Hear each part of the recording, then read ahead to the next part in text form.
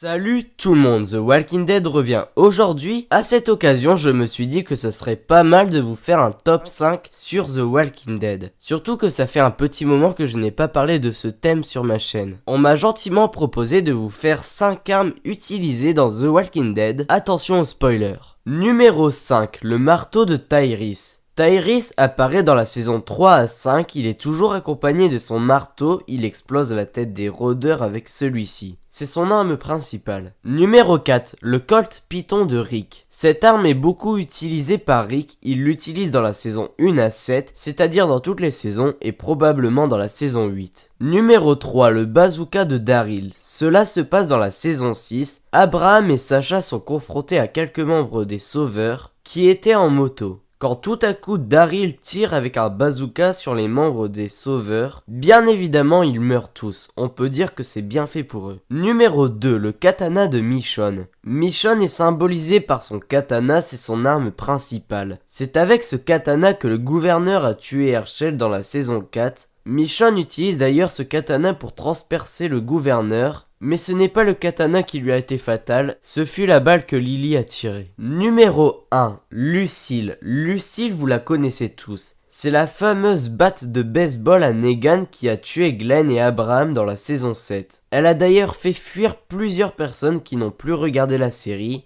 Bon, en même temps il fallait s'en douter car c'est Glenn qui meurt dans les comics.